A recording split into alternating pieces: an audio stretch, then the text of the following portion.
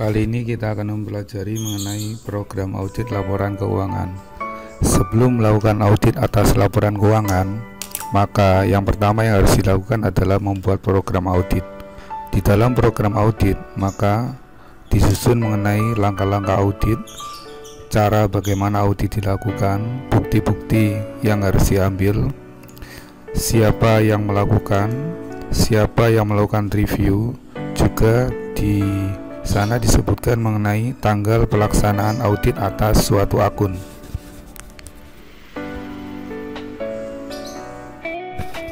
Kita akan membahas mengenai rencana tingkat pengujian substantif. Yang pertama yang kita harus melakukan adalah mengenai strategi audit awal.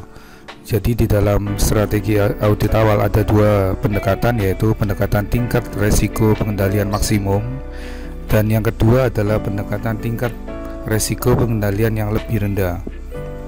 Pada pendekatan tingkat resiko pengendalian maksimum, maka rencana atau resiko deteksi yang akan dinyatakan adalah rendah atau sangat rendah. Sedangkan rencana tingkat pengujian substantif, karena deteksinya adalah rendah, maka tingkatnya adalah lebih tinggi. Kemudian pada saat pendekatan tingkat risiko pengendalian lebih rendah, maka rencana deteksi menjadi moderat atau tinggi. Sedangkan kebalikan dari tingkat risiko pengendalian maksimum, maka rencana tingkat pengujian substantif, maka tingkatannya akan lebih rendah daripada pendekatan tingkat risiko pengendalian maksimum.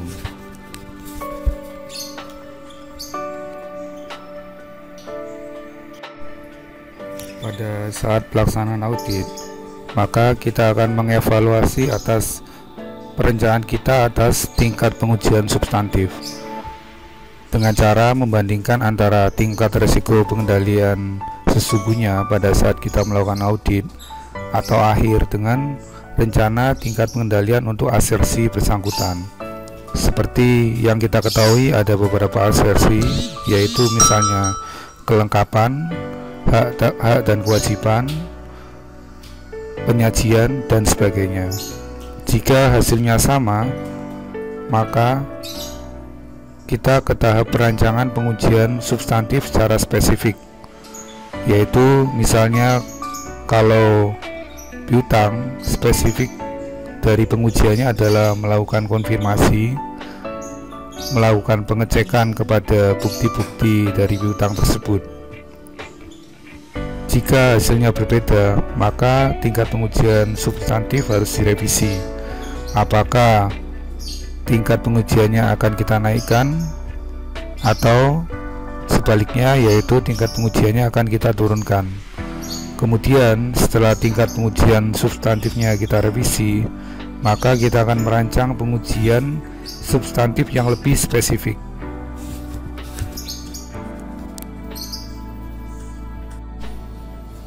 Rancangan pengujian substantif meliputi ada 3 hal, yaitu penentuan dari sifat dari pengujian substantif, saat dari pengujian substantif, dan luas dari pengujian substantif tersebut.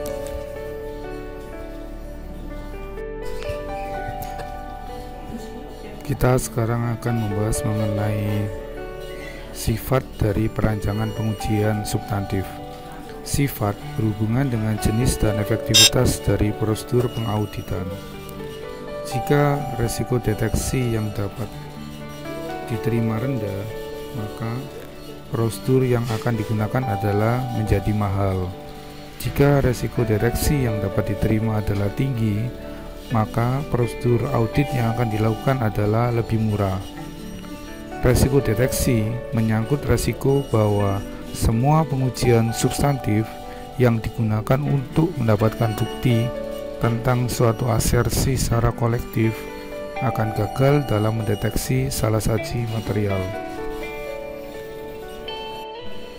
Tingkat risiko deteksi yang dapat diterima mempengaruhi saat pengujian substantif.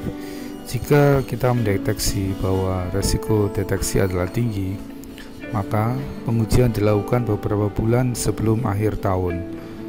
Biasanya pengujian dilakukan pada bulan September atau 3 bulan sebelum tanggal 31 Desember pada tahun yang bersangkutan. Bila resiko deteksi rendah, maka pengujian dapat dilakukan pada akhir tahun atau mendekati tanggal neraca. Luas pengujian substantif artinya adalah banyaknya hal atau item atau besarnya sampel yang harus kita lakukan pengujian substantif.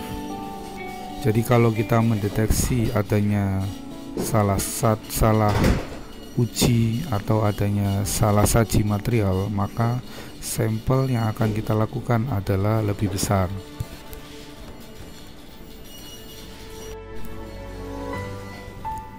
Jenis pengujian substantif ada beberapa, yaitu yang pertama prosedur analytical atau kita melakukan analytical review atau membandingkan antara tahun sebelumnya dengan tahun sekarang. Yang kedua adalah pengujian detail dari transaksi. Yang ketiga adalah pengujian detail dari saldo-saldo. Pada prosedur analitis atau analytical review, maka biayanya tidak begitu mahal karena hanya membandingkan antara tahun sebelumnya dengan tahun sekarang. Selisihnya, kita akan melakukan pengujian atau mencari penyebab dari selisih tersebut, baik berupa persentase maupun selisih berupa jumlah. Kalau pengujian detail transaksi akan lebih banyak menyita waktu dan lebih mahal dibandingkan dengan analytical review sebelumnya. Pengujian detail transaksi harus melakukan penelusuran atau berupa tracing dan pencocokan atau berupa voting yang bertujuan untuk menemukan apakah laporan keuangan yang disajikan adalah under atau over statement. Jika hasil dari pengujian detail transaksi menunjukkan under atau over statement, maka kita harus melakukan adjustment atas akun itu atau melakukan reklasifikasi atas akun itu. Yang ketiga adalah pengujian detail saldo-saldo, yaitu untuk mendapatkan bukti secara langsung terhadap suatu saldo rekening. Pengujian detail saldo-saldo akan memakan waktu dan biayanya adalah mahal karena memerlukan waktu yang lebih banyak dan tenaga yang lebih banyak. Sebelum kita melakukan audit pada akhir tahun, biasanya kita melakukan interim audit. Interim audit adalah pengujian substantif sebelum tanggal neraca. Tujuannya yang pertama adalah jika ada kesalahan yang bersifat salah saji material, maka akan terdeteksi lebih dahulu pada audit interim audit. Hal ini untuk menghemat waktu, menghemat biaya, sehingga kesalahan-kesalahan yang terjadi pada akhir tahun itu akan kita bisa minimalisasi dengan cara melakukan interim audit tersebut. Efektivitas pengujian detail saldo ada 4, yaitu tinggi, moderat, rendah, dan sangat rendah. Misalnya kita akan memeriksa dari rekonsiliasi bank, maka tinggi adalah kita hanya melakukan pemeriksaan sekilas atau scan dari rekonsiliasi bank yang dibuat klien serta melakukan verifikasi ketelitian perhitungan dalam rekonsiliasi yang dibuat oleh klien.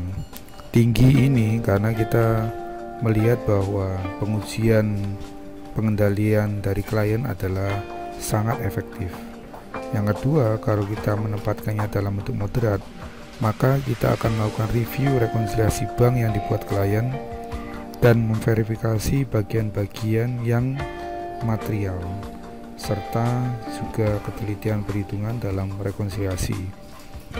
Kemudian kalau kita klasifikasikan sebagai rendah, maka kita akan membuat rekonsiliasi bank dengan menggunakan laporan bank yang didapat dari klien dan memeriksa bagian-bagian penting rekonsiliasi serta ketelitian perhitungannya. Kemudian kalau kita menempatkan dengan sangat rendah, Artinya pengujian klien atau klien ini salah saji materialnya sangat tinggi, maka kita mendapatkan laporan bank langsung dari bank, bukan dari klien. Kemudian kita membuat rekonsiliasi bank, kemudian kita memverifikasi semua hal yang direkonsiliasi, termasuk dokumen-dokumennya, serta ketelitian dari perhitungannya. Berikut adalah gambar hubungan antara komponen resiko audit dengan sifat, saat, dan luasnya pengujian substantif.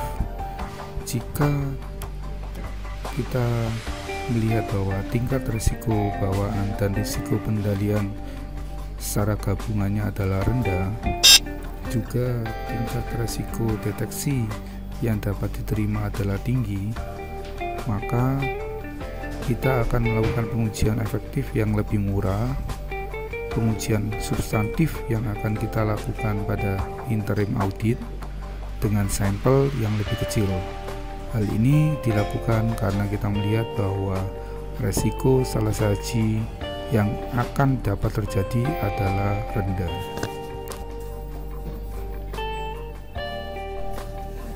Untuk selanjutnya adalah mengenai program audit. Contoh dari program audit: daftar-daftar prosedur audit yang bisa dilakukan, misalnya dicontohkan pada persediaan adalah sebagai berikut. Asersinya seperti biasa ada 5 asersi yang harus kita verifikasi, yaitu eksistensinya, kelengkapannya, hak dan kewajiban, penilaian, serta dari pengungkapan dan penyajiannya. Untuk eksistensinya, maka kita harus memverifikasi bahwa persediaan yang dicantumkan di dalam neraca adalah ada secara fisik. Hal ini dilakukan dengan cara melakukan stock of name atau melakukan konfirmasi persediaan dari luar gudang. Yang kedua, kita harus melihat kelengkapan dari persediaan tersebut.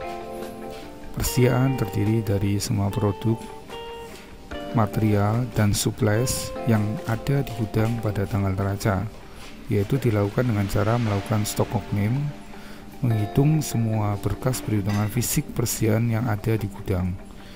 Yang ketiga, yaitu mengenai kepemilikan dari persediaan tersebut. Kita harus memverifikasi apakah persediaan tersebut adalah milik perusahaan atau tidak. Tetap, yaitu kita melakukan stock of name persediaan. Kita juga harus melakukan konfirmasi persediaan fisik yang ada di luar gudang.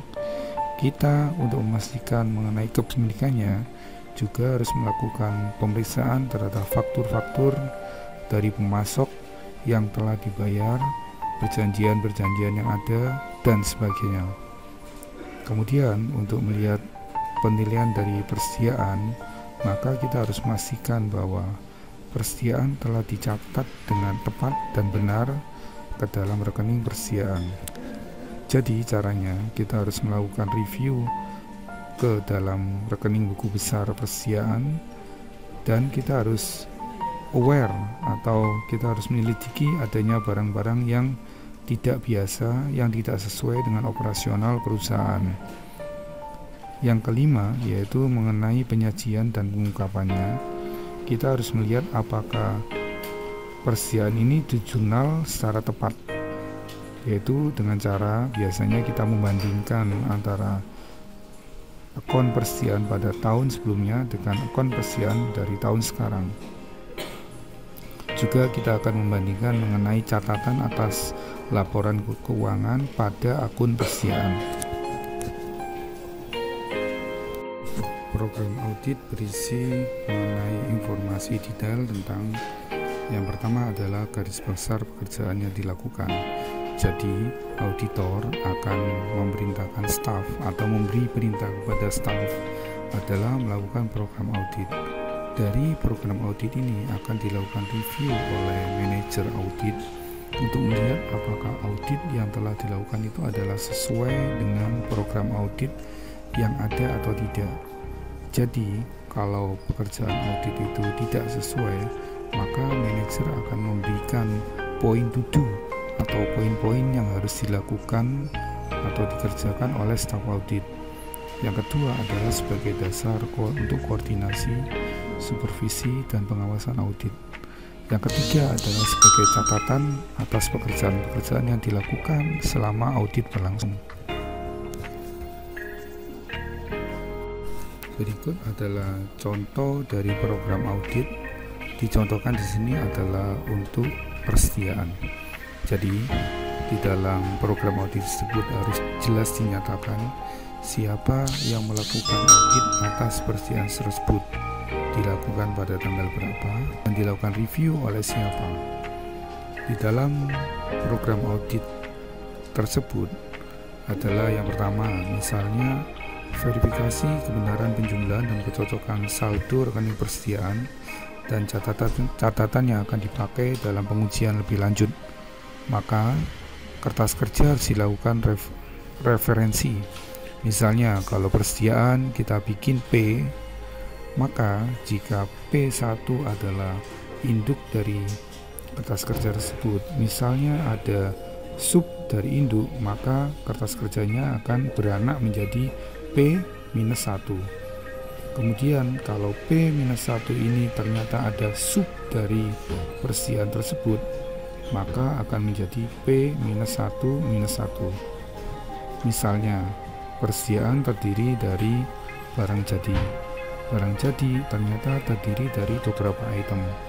Jadi kalau persediaannya adalah P, barang jadinya adalah P-1, sedangkan barang jadi atau sub-sub dari barang jadi akan menjadi P-1-1. Demikian seterusnya.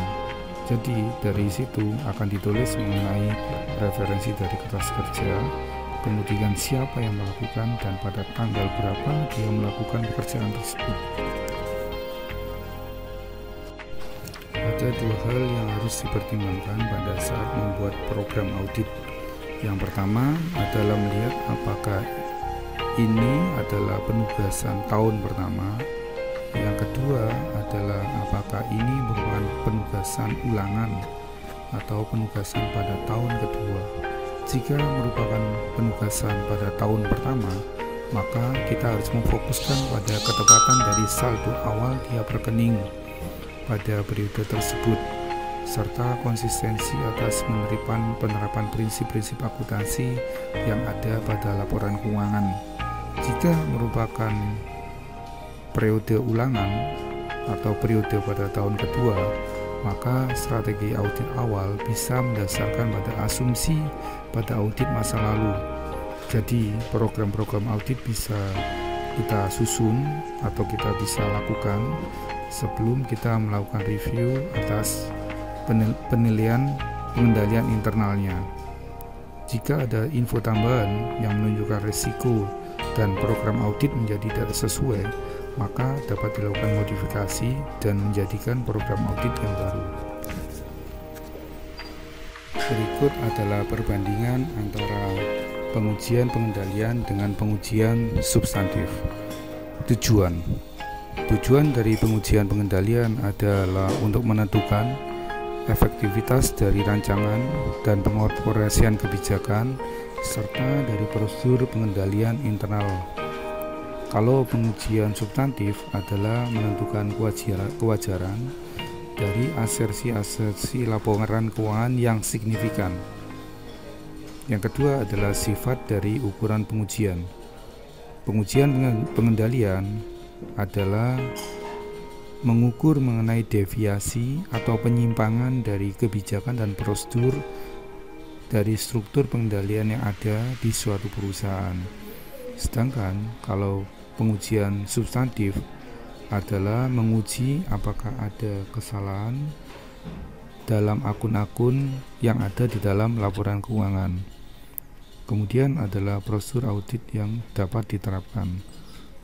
Untuk pengujian pengendalian, biasanya kita melakukan inquiry atau melakukan pertanyaan, walkthrough atau mengikuti alur dari operasional. Kemudian kita juga melibatkan teknik audit berbantuan komputer.